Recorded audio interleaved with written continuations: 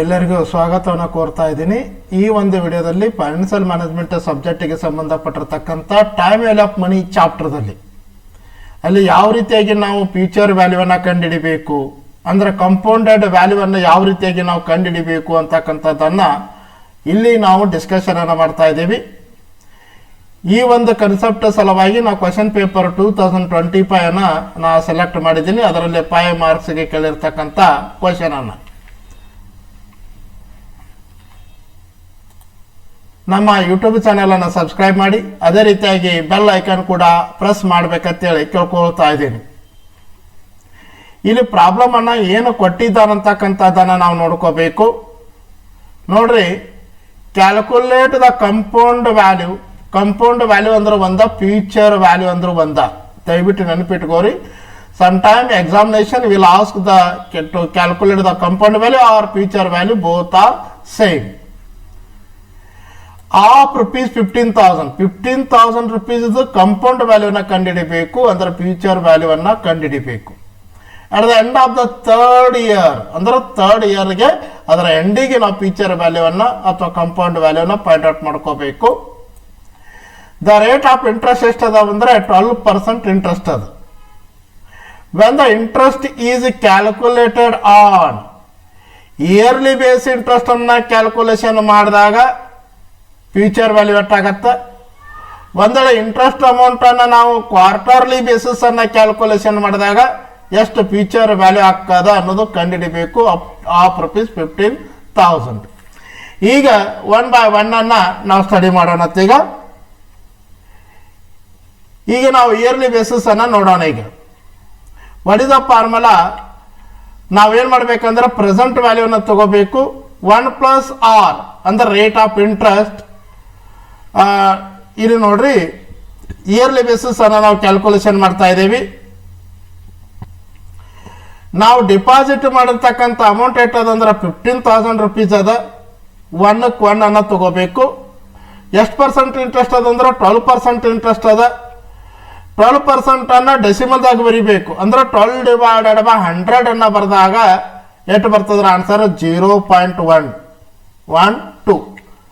ನೋಡ್ರಿ, 12% ಅಮೌಂಟ್ ಅನ್ನ 12% ಇಂಟ್ರೆಸ್ಟ್ ಅನ್ನ ನಾವು ಡೆಸಿಮಲ್ದಾಗ ಬರಿಬೇಕು. ಅಂದ್ರೆ 12 / 100 ಅನ್ನ ಬರೆದಾಗ ಎಷ್ಟು ಬರ್ತೈತ್ರಿ? 0.12. ಒಂದೆಡೆ ಎಕ್ಸಾಂಪಲ್ ಆಗಿ 15% ಇತ್ತ ತಿಳ್ಕೊರಿ. 15 / 100 ಅಂದ್ರೆ 0.15 ಬರ್ತದೆ. ಒಂದೆಡೆ 10% ಇತ್ತಂದ್ರೆ 10 / 100 ಅಂದ್ರೆ 0.1 ಬರ್ತದೆ. ಈ ಪ್ರಾಬ್ಲಮ್ದಲ್ಲಿ 12% ಅದ. 12 / 100 ಅಂದ್ರೆ ಹಾಕಿದ್ರೆ 0.1. ಇದು ನಾರ್ಮಲ್ ಆಗಿ ಇಯರ್ಲಿ ಬೇಸಿಸ್ ಅನ್ನ ನಾವು ಕ್ಯಾಲ್ಕುಲೇಷನ್ ಮಾಡೋದ್ರಿಂದ /n1 ಅನ್ನ ತಗೋಬೇಕು. /1. ಒಂದೆಡೆ 6 ಮಂತ್ಸಿಗೆ ಮಾಡ್ತಿದ್ವಿ ಅಂದ್ರೆ /2 ತಗೋಬೇಕು. ಯಾಕಂದ್ರೆ 6 ಮಂತ್ಸ್ 1 ಇಯರ್ದಾಗ ಎಷ್ಟು ಹಾಕವ್ರಿ? 2 ಹಾಕವ.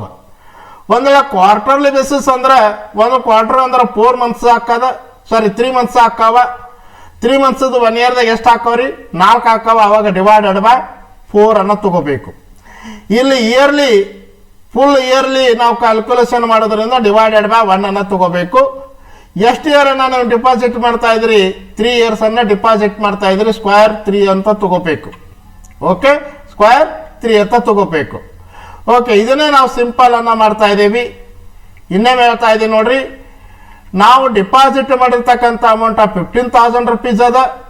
1 + r ಅಂದ್ರೆ ರೇಟ್ ಆಫ್ ಇಂಟ್ರೆಸ್ಟ್ 12% ಅದ. 12 / 100 ಅಂದ್ರೆ 0.1.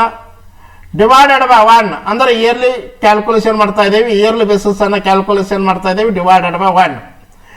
ಒಂದೆಡೆ 6 ಮಂತ್ಸ್ ಕ್ಯಾಲ್ಕುಲೇಷನ್ ಮಾಡ್ತಾ ಇದೀವಿ ಅಂದ್ರೆ 6 ಮಂತ್ಸ್ 1 ಇಯರ್ಗೆ ಎಷ್ಟು ಸಲ ಹಾಕಿದ್ರಿ? 2 times ಹಾಕೋದು /2.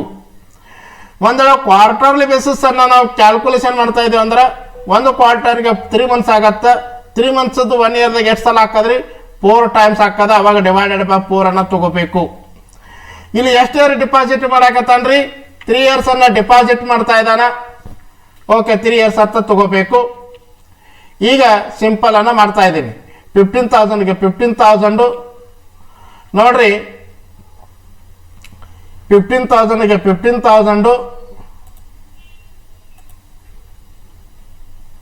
15,000ಗೆ 15,000 0.12 ಡಿವೈಡೆಡ್ ಬೈ 1 ಅಂದ್ರೆ 0.12 ಬರ್ತದ ರೇಸ್ ಟು 3 ತಗೋರಿ 0.12 ಡಿವೈಡೆಡ್ ಬೈ 1 ಅಂದ್ರೆ 0.12 ಬರ್ತದೆ ಇದನ್ನ ರೇಸ್ ಟು ಮಾಡ್ಕೋಬೇಕು ಯಾವ ರೀತಿ ಮಾಡ್ಬೇಕಂದ್ರೆ ನೀವು ಸಿಂಪಲ್ ಕ್ಯಾಲ್ಕುಲೇಟರ್ನ ತಗೋಬೇಕು ಏನು ಮಾಡ್ಬೇಕ್ರಿ ನೋಡ್ರಿ 1 ಪ್ಲಸ್ 0.12 ಅಂದ್ರೆ ಎಷ್ಟು ಬರ್ತೈತ್ರಿ 1.12 ಬರ್ತದ ಸ್ವಲ್ಪ ದಯವಿಟ್ಟು ಇಲ್ಲಿ ಲಕ್ಷ್ಯ ಕೊಡಬೇಕು ಇದು ಭಾಳ ಇಂಪಾರ್ಟೆಂಟ್ ಅದ ನೋಡ್ರಿ 1 ಪ್ಲಸ್ 0.12 ಅಂದ್ರೆ ಎಷ್ಟು ಬರ್ತದ್ರ ಆನ್ಸರ್ 1.12 ಬರ್ತದ ರೇಸ್ ಟು 3 ಇಲ್ಲಿ ಸ್ವಲ್ಪ ಲಕ್ಷ್ಯ ಕೊಡಬೇಕು ಸಿಂಪಲ್ ಕ್ಯಾಲ್ಕುಲೇಟರ್ನ ತಗೋರಿ ಯಾಕಂದ್ರೆ 3s ಅನ್ನ ನಾವು ಕ್ಯಾಲ್ಕುಲೇಷನ್ ಮಾಡಬೇಕಾಗ್ಯದ ಓಕೆ 1.12 ಏನಾದ್ರೆ ಇದು ಫಸ್ಟ್ ಇಯರ್ ಆನ್ಸರ್ 1.12 ಏನಾದ್ರೆ ಇದು first year answer is equal to ಎಷ್ಟು ಬರ್ತೈತ್ರ ಆನ್ಸರ್ 1.12 ಬರ್ತದೆ ಇನ್ನು ನಮಗೆ ಸೆಕೆಂಡ್ ಇಯರ್ ಬೇಕಾಗಿತ್ತು ಅಂದ್ರೆ ಏನು ಮಾಡ್ಬೇಕಂದ್ರೆ ನಾ ಇಲ್ಲಿ ಏನು ಬರ್ದಿನಲ್ಲ 1.12 ಅಂತ ಬರ್ದಿನಲ್ಲ ಇಂಟು ಮಾಡಿರಿ ಇಂಟು ಮಾಡಿ ಪ್ರೆಸ್ ಮಾಡಿ ಜಸ್ಟ್ ಕ್ಯಾಲ್ಕುಲೇಟರ್ದಾಗ ಇರ್ತಕ್ಕಂಥ ಈಕ್ವಲ್ ಮಾರ್ಕನ್ನು ಪ್ರೆಸ್ ಮಾಡಿ ಈಗ ಫಸ್ಟ್ ಇಯರ್ ಆನ್ಸರ್ ಬಂದದ 1.12 ಏನಾಗಿದ್ರೆ ಫಸ್ಟ್ ಇಯರ್ ಆನ್ಸರ್ ಬಂದದ ಇನ್ನು ಸೆಕೆಂಡ್ ಇಯರ್ ಆನ್ಸರ್ ಬೇಕಾಗಿತ್ತು ಅಂದ್ರೆ ನಾವೇನು ಮಾಡಬೇಕಪ್ಪ ಅಂದರೆ 1.12 ಇಂಟು ಇಸ್ ಈಕ್ವಲ್ ಟು ಹೊಡೀರಿ ಸೆಕೆಂಡ್ ಇಯರ್ ಆನ್ಸರ್ ಬರ್ತದ 1.2544 ನೋಡ್ರಿ 1.12 ಇಂಟು ಅಂತ ಹೊಡೆದು ಆಮೇಲೆ ಈಕ್ವಲ್ ಮಾರ್ಕನ್ನು ಹೊಡೀರಿ ಈಕ್ವಲ್ ಮಾರ್ಕನ್ನು ಪ್ರೆಸ್ ಮಾಡಿ ಅವಾಗ ಸೆಕೆಂಡ್ ಇಯರ್ ಆನ್ಸರ್ ಬರ್ತೈತ್ರಿ 0.2544 ಇನ್ನು ಥರ್ಡ್ ಇಯರ್ ಬೇಕಲ್ಲ ಇದೇ ಆನ್ಸರ್ಗೆ ನೀವೇನು ಮಾಡ್ರಿ ಅಂದ್ರೆ ಬರೀ ಜಸ್ಟ್ ಈಕ್ವಲ್ ಮಾರ್ಕನ್ನು ಸೈನ್ ಮಾಡ್ರಿ ಈಕ್ವಲ್ ಮಾರ್ಕನ್ನು ಪ್ರೆಸ್ ಮಾಡ್ಕೋತ ಹೋಗ್ರಿ ಥರ್ಡ್ ಇಯರ್ ಸಿಗ್ತದ ಎಷ್ಟು ಬರ್ತದ ಆನ್ಸರ್ 1.4049 ಇನ್ನೇನು ಹೇಳ್ತಾ ಇದ್ದೀನಿ ನೋಡ್ರಿ 1.12 ಬತ್ರೆ 1.12 ಇಂಟು ಈಕ್ವಲ್ ಮಾರ್ಕ್ ಹೊಡೀರಿ ಸೆಕೆಂಡ್ ಇಯರ್ ಆನ್ಸರ್ ಬತ್ತು ಎಷ್ಟು ಬತ್ರ ಆನ್ಸರ್ 1.2544 ಇದೇ ಆನ್ಸರ್ಗೆ ಜಸ್ಟ್ ಈಕ್ವಲ್ ಮಾರ್ಕ್ ಅಂದ್ರೆ ಬರೀ ಈಕ್ವಲ್ ಅನ್ನ ಮಾತ್ರ ಪ್ರೆಸ್ ಮಾಡಬೇಕು ಮತ್ತೇನು ಮಾಡಕ್ ಹೋಗ್ಬೇಡ್ರಿ ಇದೇ ಆನ್ಸರ್ಗೆ ಜಸ್ಟ್ ಈಕ್ವಲ್ ಮಾರ್ಕನ್ನು ಜಸ್ಟ್ ಪ್ರೆಸ್ ಮಾಡ್ತಾ ಹೋಗ್ರಿ ಸೆಕೆಂಡ್ ಇಯರ್ ಥರ್ಡ್ ಇಯರ್ ಬರ್ತದೆ ಮತ್ತೆ ನೀವು ಹಂಗೆ ಕಂಟಿನ್ಯೂ ಮಾಡಿದ್ರೆ ಮತ್ತೆ ಫೋರ್ತ್ ಇಯರ್ ಬರ್ತದೆ ಹಂಗೆ ಮತ್ತೆ ಫಿಫ್ತ್ ಇಯರ್ ಆಮೇಲೆ ಸಿಕ್ಸ್ತ್ ಇಯರ್ ಹಿಂಗೆ ಬರ್ತಾ ಹೋಗ್ತಾ ಇದೆ ಓಕೆ ಅಂದ್ರೆ ಈಗ ಸೆಕೆಂಡ್ ಇಯರ್ಗೆ ಜಸ್ಟ್ ಏನು ಮಾಡಿರಪ್ಪ ಅಂದ್ರೆ ಈಕ್ವಲ್ ಮಾರ್ಕನ್ನು ಪ್ರೆಸ್ ಮಾಡಿ ಎಷ್ಟು ಬರ್ತದೆ ಆನ್ಸರ್ 1.4049 ಬತ್ತು ಇಲ್ಲಿ 3 ಇಯರ್ಸಿಗೆ ಅದ ಅದಕ್ಕೆ ನಾವು 3 ಇಯರ್ಸ್ ಅನ್ನು ಮಾತ್ರ ತಗೋಬೇಕು 3 ಇಯರ್ಸಿಗೆ ಮಾತ್ರ ಅದ 1.4049 ಅಂದ್ರೆ 15,000ಗೆ 15,000 rupees ಅನ್ನ ತಗೊಂಡೇವಿ ಇದು ಆನ್ಸರ್ ಎಷ್ಟು ಬತ್ತಪ್ಪ ಅಂದ್ರೆ 1.4049 ಅಂದ್ರೆ 15,000 ಇಂಟು 1.4049 ಅಂದ್ರೆ ಎಷ್ಟು ಬರ್ತೈತ್ರಿ what is the answer 21,073 okay yearly basis ಅನ್ನ 12% ಇಂಟ್ರೆಸ್ಟ್ ಅನ್ನ ಚಾರ್ಜ್ ಮಾಡಿದಾಗ 15,000 rupees ಅನ್ನ ಡಿಪಾಸಿಟ್ ಮಾಡಿದಾಗ 3 ಇಯರ್ಸ್ ಆದ ನಂತರ ನಿಮ್ಗೆ ಅಮೌಂಟ್ ಎಷ್ಟು ಬರ್ತದಂದ್ರೆ ಅದರ ವ್ಯಾಲ್ಯೂ ಎಟ್ ಆಗತ್ತಂದ್ರೆ ಫ್ಯೂಚರ್ ವ್ಯಾಲ್ಯೂ ಎಟ್ ಆಗತ್ತಂದ್ರೆ 21,073 rupees ಆಗತ್ತ ಇದು ಇಯರ್ಲಿ ಬೇಸಿಸ್ ಅನ್ನ ಇನ್ನು ಕ್ವಾರ್ಟರ್ಲಿ ಬೇಸಿಸ್ ನೋಡಿ ಸೇಮ್ ಫಾರ್ಮುಲಾನ ಏನು ಚೇಂಜ್ ಮಾಡಂಗಿಲ್ಲ ನಾವು 15,000 1 ಪ್ಲಸ್ 1ಕ್ಕೆ ರೇಟ್ ಆಫ್ ಇಂಟ್ರೆಸ್ಟ್ ಅದ ಎಷ್ಟದಂದ್ರೆ 12% ಅದು ಡಿವೈಡೆಡ್ ಬೈ ನೋಡ್ರಿ ಎಷ್ಟು ಇಯರ್ ಇದು 3 ಇಯರ್ಸ್ ಎಷ್ಟು ಇಯರ್ 3 ಇಯರ್ಸ್ ಡಿವೈಡೆಡ್ ಬೈ 4 ಯಾಕಂದ್ರೆ ಕ್ವಾರ್ಟರ್ಲಿ ಬೇಸಿಸ್ ಅಂದ್ರೆ ಒಂದು ಕ್ವಾರ್ಟರ್ ಅಂದ್ರೆ 3 ಮಂತ್ಸ್ ಆಗತ್ತ 3 ಮಂತ್ಸ್ 1 ಇಯರ್ ಒಳಗೆ ಎಷ್ಟು 3 ಮಂತ್ಸ್ ಹಾಕವ್ರಿ 4 ಹಾಕವ ಅಂದ್ರೆ 12 ಡಿವೈಡೆಡ್ ಬೈ 3 ಮಾಡಿದಾಗ ಎಷ್ಟು ಕ್ವಾರ್ಟರ್ ಆಗ್ತಾವ್ರಿ 4 ಕ್ವಾರ್ಟರ್ಸ್ ಹಾಕವ ಅದಕ್ಕೆ ಡಿವೈಡೆಡ್ ಬೈ 4 ಮಾಡಬೇಕು ಒಂದು ಕ್ವಾರ್ಟರ್ ಅಂದ್ರೆ 3 ಮಂತ್ಸ್ ಆಗ್ತದ ಅದಲ್ರಿ 12 ಮಂತ್ಸ್ ಡಿವೈಡೆಡ್ ಬೈ 3 ಮಂತ್ಸ್ ಮಾಡಿದಾಗ 4 ಕ್ವಾರ್ಟರ್ಸ್ ಆಗ್ತಾವ ಡಿವೈಡೆಡ್ ಬೈ 4 ಆಮೇಲೆ ಅದೇ ಇಲ್ಲಿ 3 ಇಯರ್ಸ್ಗೆ ಇಂಟು 4 ಮಾಡ್ಕೋಬೇಕು ಮತ್ತೆ 3 ಇಯರ್ಸ್ಗೆ ಏನು ಮಾಡ್ಬೇಕ್ರಿ ಮತ್ತೆ 4 ಮಾಡ್ಕೋಬೇಕು ಇಯರ್ಲಿ ಇದ್ರೆ ಇದೇನು ಕ್ಯಾಲ್ಕುಲೇಷನ್ ಮಾಡುವಂಥ ತಗೊಳ್ಳುವಂಥ ಅವಶ್ಯಕತೆ ಇಲ್ಲ ಓಕೆ ಇಲ್ಲಿ ಕ್ವಾರ್ಟರ್ ಬೇಸಿಸ್ ಇರೋದ್ರಿಂದ 4 ಅನ್ನ ತಗೋಬೇಕು ಒಂದ್ ವೇಳೆ ಹಾಫ್ ಇಯರ್ ಇತ್ತಂತ ತಿಳ್ಕೊರಿ ಅಥವಾ 6 ಮಂತ್ಸ್ ಇತ್ತಂದ್ರೆ ಡಿವೈಡೆಡ್ ಬೈ 2 ಬರ್ತಿತ್ತು ಇಲ್ಲಿ ಇಂಟು 2 ಬರ್ತಿತ್ತು ನೋಡ್ರಿ ಹಾಫ್ ಇಯರ್ಲಿ ಇತ್ತಂದ್ರೆ ಡಿವೈಡೆಡ್ ಬೈ 2 ಅಂದ್ರೆ 6 ಮಂತ್ಸ್ 2 ಆಗ್ತಾವ. ಅಂದ್ರೆ 12 ಮಂತ್ಸ್ ಡಿವೈಡೆಡ್ ಬೈ 6 ಮಂತ್ಸ್ ಅಂದ್ರೆ 2 ಆಗ್ತದ.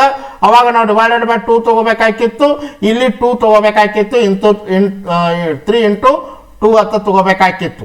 ಇಲ್ಲಿ ಕ್ವಾರ್ಟರ್ ಬೇಸಿಸ್ ಅದಕ್ಕೆ ಡೈರೆಕ್ಟಾಗಿ ಮಾಡಬೇಕು. ಓಕೆ, 15,000ಗೆ 15,000. ಆಮೇಲೆ ಇಲ್ಲಿ ಸ್ವಲ್ಪ ಲಕ್ಷ್ಯ ಕೊಡಬೇಕು. ಏನಂದ್ರೆ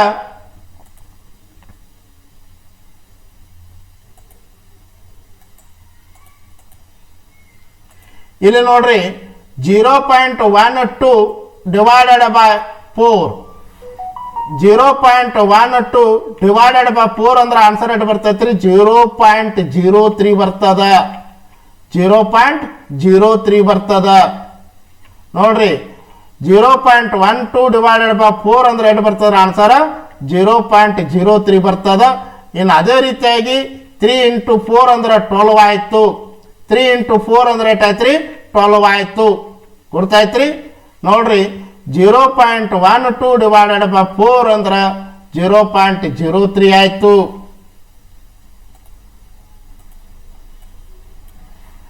ಓಕೆ, 0.12 ಡಿವೈಡೆಡ್ ಬೈ 4 ಅಂದ್ರೆ 0.03 ಆಯ್ತು. 3.4 ಅಂದ್ರೆ ಎಷ್ಟಾಯ್ತ್ರಿ? 12 ಆಯ್ತು. ಈಗ ನೋಡ್ರಿ ಇದನ್ನ ಏನು ಮಾಡ್ಬೇಕಂದ್ರೆ ಜಸ್ಟ್ ಈಗ 1 ಪ್ಲಸ್ 0.03 ಅಂದ್ರೆ 1.03 ಆಯ್ತು. ಅದಲ್ರಿ 1 ಪ್ಲಸ್ 0.03 ಅಂದ್ರೆ 1.03 ಆಯ್ತು. ಇದು ಮೊದಲನೇ ವರ್ಷದ ಆಯ್ತು. ಇದು ಮೊದಲನೇ ವರ್ಷದ್ದು ಆಯ್ತ್ರೆ. ಇನ್ನು ಸೆಕೆಂಡ್ ಇಯರ್ ಬೇಕಲ್ಲ, ಸೆಕೆಂಡ್ ಇಯರ್ಗೆ ಏನು ಮಾಡ್ಬೇಕು ನೀವು? 1.03 ಇಂಟು 2 ಅಂತ ಹೊಡೀರಿ. ಇಂಟು ಮಾರ್ಕನ್ನು ಪ್ರೆಸ್ ಮಾಡಿ ಗುಣಾಕಾರನ ಜಸ್ಟ್ ಈಕ್ವಲ್ ಮಾರ್ಕನ್ನು ಸೈನ್ ಮಾಡಿ ಈಕ್ವಲ್ ಮಾರ್ಕನ್ನು ಪ್ರೆಸ್ ಮಾಡಿ ಸೆಕೆಂಡ್ ಇಯರ್ ಬರ್ತದ 1.0609 ಬರ್ತದೆ. ಮತ್ತು ಕೇವಲ ಈಕ್ವಲ್ ಮಾರ್ಕನ್ನು ಸೈನ್ ಪ್ರೆಸ್ ಮಾಡಿ ಥರ್ಡ್ ಇಯರ್ದ ಬರ್ತದೆ 1.0927 ಬರ್ತದೆ. ಅದೇ ರೀತಿಯಾಗಿ 4ನೇ ಸಲ ಮತ್ತೆ ಬರೀ ಈಕ್ವಲ್ ಮಾರ್ಕನ್ನು ಪ್ರೆಸ್ ಮಾಡಿ 1.1255 ಬರ್ತದೆ. ಬಂದ ಆನ್ಸರಿಗೆ ನೋಡ್ರಿ ಇನ್ನೂ ಹೇಳ್ತಾ ಇದ್ದೀನಿ. 1.03 ಏನದಲ್ಲ ಇದು ಫಸ್ಟ್ ಇಯರ್. ಯಾಕೆ 1 ಪ್ಲಸ್ 0.03 ಅಂದ್ರೆ 1.03 ಇದು ಫಸ್ಟ್ ಇಯರ್. ಇಂಟು ಮಾಡಿ ಪ್ಲಸ್ ಮಾಡಿ ಅಂದ್ರೆ ಈಕ್ವಲ್ ಮಾರ್ಕನ್ನು ಪ್ಲಸ್ ಮಾಡಿ ಸೆಕೆಂಡ್ ಇಯರ್ ಆನ್ಸರ್ ಬರ್ತದೆ. ಇದು ಫಸ್ಟ್ ಇಯರ್ ಆನ್ಸರ್ ಬರ್ತದೆ. ಈ ಫಸ್ಟ್ ಇಯರ್ ಈ ಮತ್ತೆ 1.03 ಇಂಟು ಈಕ್ವಲ್ ಮಾರ್ಕನ್ನು ಪ್ಲಸ್ ಮಾಡಿ ಸೆಕೆಂಡ್ ಇಯರ್ ಆನ್ಸರ್ ಬರ್ತದೆ. ಬಂದ ಆನ್ಸರ್ಗೆ ಮತ್ತೊಂದು ಸಲ ಈಕ್ವಲ್ ಮಾರ್ಕನ್ನು ಸೈನ್ ಪ್ರೆಸ್ ಮಾಡಿ ಥರ್ಡ್ ಇಯರ್ ಆನ್ಸರ್ ಬರ್ತದೆ 1.0927. ಬಂದ ಆನ್ಸರ್ಗೆ ಕೇವಲ ಈಕ್ವಲ್ ಮಾರ್ಕನ್ನು ಪ್ರೆಸ್ ಮಾಡಿ 1.1255 ಬರ್ತದೆ. ಗುರ್ತೈತ್ರಿ? 1255 ಬರ್ತದೆ.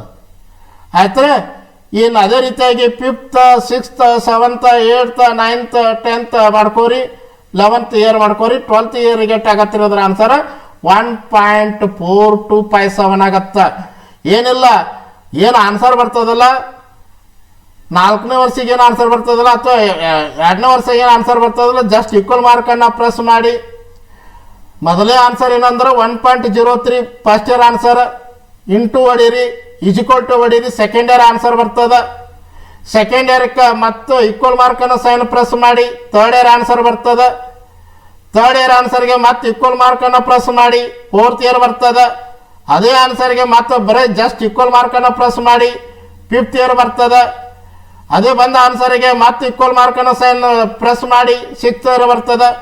ಬಂದ ರಿಸಲ್ಟ್ಗೆ ನೀವು ಕಂಟಿನ್ಯೂ ಮಾಡ್ಕೊತ ಹೋಗ್ರಿ. ಇದು 12 ಅದ, ರೆಸ್ಟ್ 12 ಅದ, ಅದಕ್ಕೆ ನಾವು 12th ತನ ತಗೋಬೇಕು ನೋಡ್ರಿ. ಓಕೆ, 15,000 ಇಂಟು 1.4257 ಅಂದ್ರೆ ಆನ್ಸರ್ ಎಷ್ಟು ಬರ್ತೈತ್ರಿ? 21,073 ರೂಪೀಸ್ ಆಗತ್ತಾ. ಹೊಡಿದ ಆನ್ಸರ್ ಎಲ್ಲ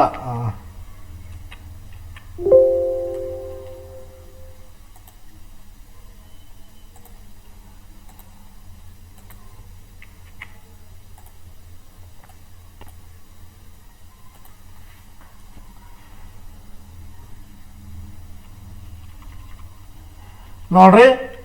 15,000 ಇಂಟು 1.4257 ಅಂದ್ರೆ ಆನ್ಸರ್ ಎಷ್ಟು ಬರ್ತೈತ್ರಿ? 21,385 ರೂಪೀಸ್ ಬರ್ತದ ನೋಡ್ರಿ. 15,000 rupees into 1.4257 ಅಂದ್ರೆ ಇದರ ಅರ್ಥ ಏನಂದ್ರೆ ಓಪನಿಂಗ್ ಇಯರ್ ಅಂದ್ರೆ ಆ ಇಯರ್ದು ಓಪನಿಂಗ್ ಡೇಟಿಗೆ 15,000 rupees ಡಿಪಾಸಿಟ್ ಮಾಡೇವಿ. ರೇಟ್ ಆಫ್ ಇಂಟ್ರೆಸ್ಟ್ 12% ಅದ. ಇಂಟ್ರೆಸ್ಟ್ ಅನ್ನ ಹೆಂಗೆ ಚಾರ್ಜ್ ಮಾಡ್ತಾ ಇದ್ದಾನೆ ಅಂದ್ರೆ ಕ್ವಾರ್ಟರ್ಲಿ ಬೇಸಿಸ್ ಇಂಟ್ರೆಸ್ಟ್ ಅನ್ನ ಚಾರ್ಜ್ ಮಾಡ್ತಾ ಇದ್ದಾನ.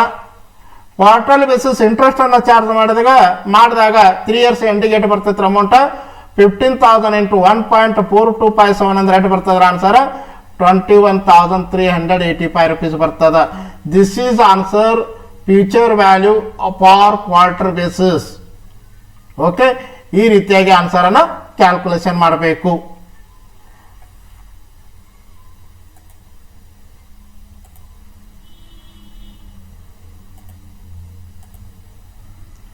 ದಯವಿಟ್ಟು ಈ ವಿಡಿಯೋನ ಲೈಕ್ ಮಾಡಿ, ಶೇರ್ ಮಾಡಿ, ಅದೇ ರೀತಿಯಾಗಿ ನಿಮ್ಮ ಅಭಿಪ್ರಾಯಗಳನ್ನು ತಿಳಿಸ್ರಿ ಕಮೆಂಟ್ ಬಾಕ್ಸ್ನಲ್ಲಿ.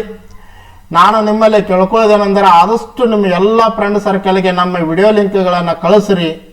ಓಕೆ, ನೀವು ಕೊಡ್ತಕ್ಕಂಥ ಒಂದು ಉಡುಗೊರೆ ಏನಾಗತ್ತಂದ್ರೆ ನನಗೆ ಅದೇ ಒಂದು ದೊಡ್ಡ ಉಡುಗೊರೆ.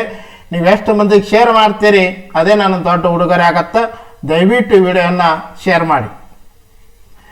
ಓಕೆ, ಯಾರಿಗೆ ನಮ್ಮ ವಿಡಿಯೋಗಳು ಬೇಕಾಗ್ತಾವ ದಯವಿಟ್ಟು ಈ ನಂಬರ್ಗೆ ವಾಟ್ಸಪ್ ಮೆಸೇಜನ್ನು ಮಾಡಿ 9986529073 ಆಯ್ ಸರ್ ಅಂತ ಮೆಸೇಜ್ ಮಾಡಿ ಕೆಳಗಡೆ ಯಾವ ಸಬ್ಜೆಕ್ಟದ ವಿಡಿಯೋಗಳು ಬೇಕಾಗ್ಯಾವ ಆ ಸಬ್ಜೆಕ್ಟನ್ನು ಹೆಸರು ಬರೆದು ಕಳಿಸಿ. ಅದು ಫೈನಾನ್ಷಿಯಲ್ ಅಕೌಂಟಿಂಗ್ ಇರ್ಬೋದು, ಅಥವಾ ಕಾರ್ಪೊರೇಟ್ ಅಕೌಂಟಿಂಗ್ ಇರ್ಬೋದು, ಅಥವಾ ಇನ್ಕಮ್ ಟ್ಯಾಕ್ಸ್ ಇರ್ಬೋದು, GST ಇರ್ಬೋದು. ಆ ಹೆಸರನ್ನು ಅಂದ್ರೆ ಸಬ್ಜೆಕ್ಟ್ ಹೆಸರನ್ನು ಬರೆದು ಕಳಿಸಿ. ಆ ಸಬ್ಜೆಕ್ಟಿಗೆ ಸಂಬಂಧಪಟ್ಟಿರ್ತಕ್ಕಂಥ ವಿಡಿಯೋ ಲಿಂಕ್ಗಳನ್ನು ನಿಮಗೆ ಕಳಿಸ್ತೀನಿ. Thank you for watching the class.